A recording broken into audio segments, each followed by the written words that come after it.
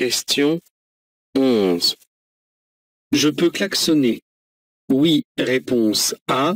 Non, réponse B. Je ralentis. Oui, réponse C. Non, réponse D.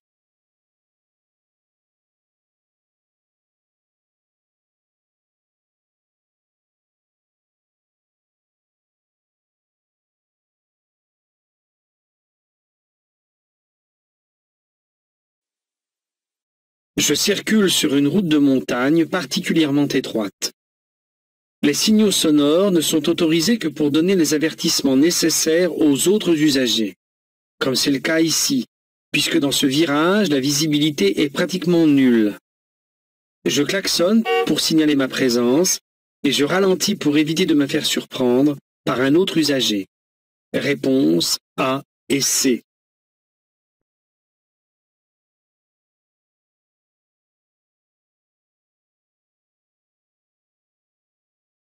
Question 12. Comme ce véhicule rouge, je laisse le clignotant gauche activé pendant toute la durée du dépassement. Oui, réponse A. Non, réponse B.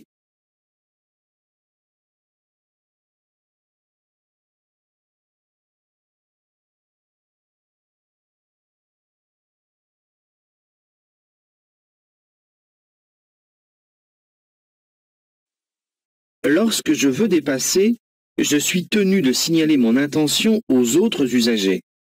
Je ferai fonctionner le clignotant pendant toute la durée de la manœuvre et toutes les fois où je circule dans la voie de gauche. En effet, ce signal permet au conducteur situé devant ou derrière de comprendre mon intention et ma manœuvre. Réponse A.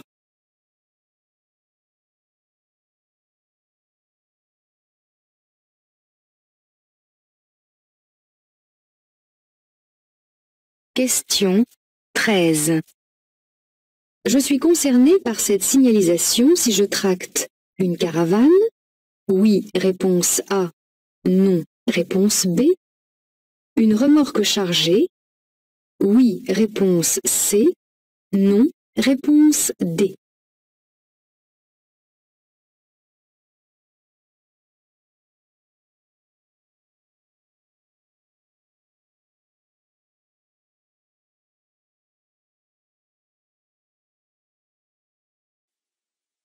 Cette signalisation d'indication s'adresse aux conducteurs de poids lourds et de caravanes. Cela ne veut pas dire que le danger annoncé plus loin ne me concerne pas si je tracte une remorque. En effet, dans la forte descente annoncée, plus la masse est importante, plus le véhicule sera difficile à maîtriser. Je dois donc ralentir si je tracte une caravane ou une remorque chargée. Réponse A et C.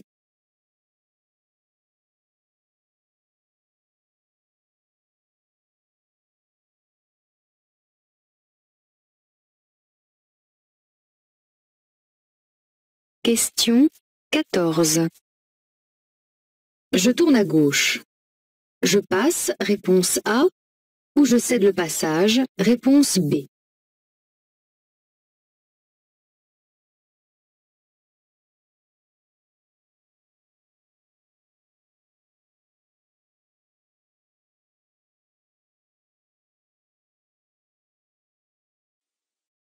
Cette intersection n'est marquée par aucune signalisation de priorité particulière. C'est donc la règle de la priorité à droite qui s'applique. Je dois céder le passage à la camionnette. Réponse B.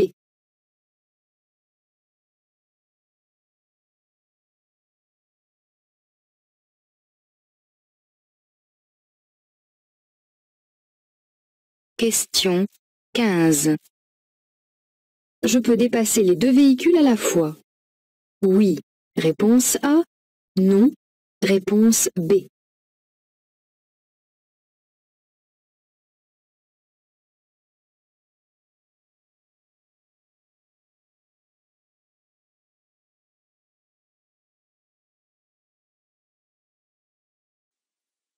Sur cette route, la visibilité vers l'avant est suffisante pour envisager le dépassement des deux véhicules qui précèdent. D'autre part, la signalisation n'interdit pas le dépassement, et aucun des véhicules qui me suivent n'a signalé son intention de dépasser. Tout au long du dépassement, je n'oublierai pas d'actionner le clignotant gauche afin que mon intention soit clairement comprise par les autres conducteurs. Réponse A.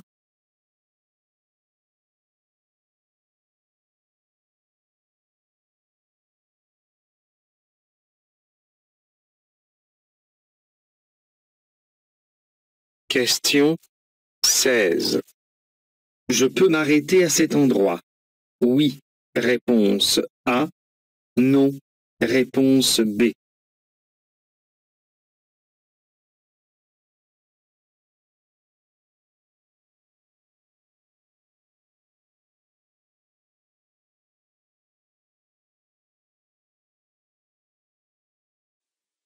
Je circule sur un pont. Tout arrêt et tout stationnement y sont interdits. En effet, l'arrêt ou le stationnement à cet endroit sont considérés comme gênants pour la circulation. Je risque une amende et la mise en fourrière de mon véhicule. Réponse B.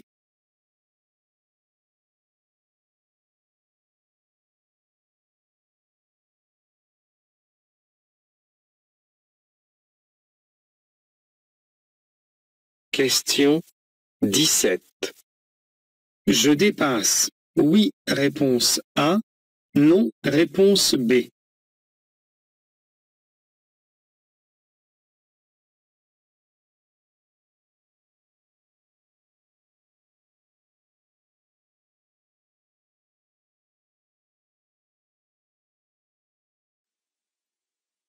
Le tracteur agricole est un véhicule lent.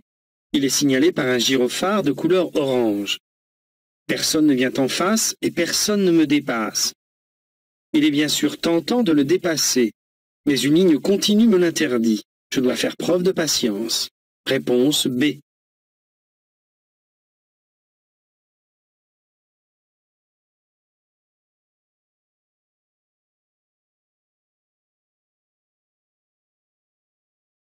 Question 18. Je peux circuler en feu de position seul. Réponse A. En feu de croisement. Réponse B. En feu avant de brouillard. Réponse C.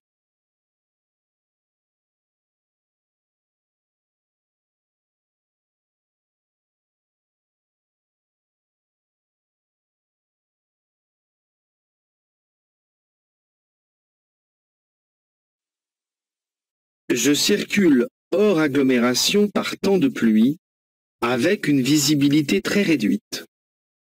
Afin de mieux voir et d'être vu des autres usagers, j'utilise les feux de croisement. Les feux de position seuls seraient notoirement inefficaces. Si mon véhicule en est muni, je peux aussi utiliser les feux avant de brouillard, en complément des feux de croisement, sans que cela soit toutefois une obligation. Réponse B et C.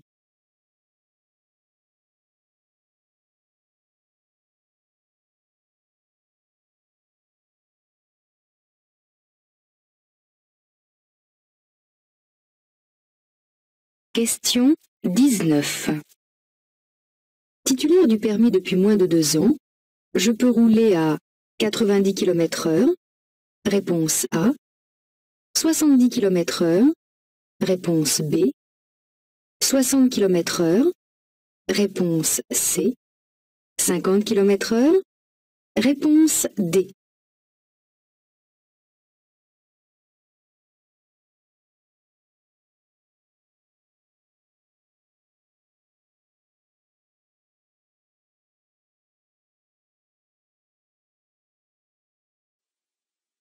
Je suis titulaire du permis de conduire depuis moins de 2 ans.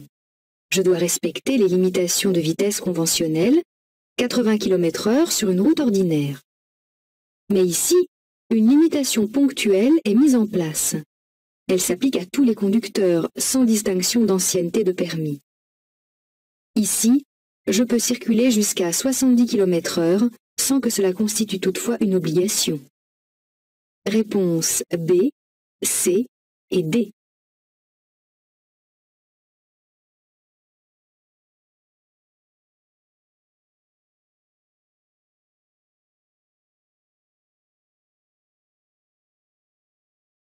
Question 20.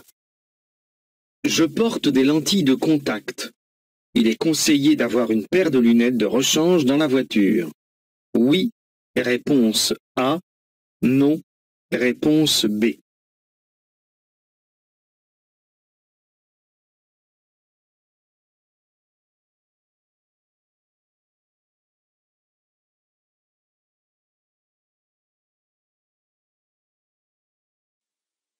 Les porteurs de lentilles de contact savent que la moindre poussière dans l'œil est une gêne insupportable.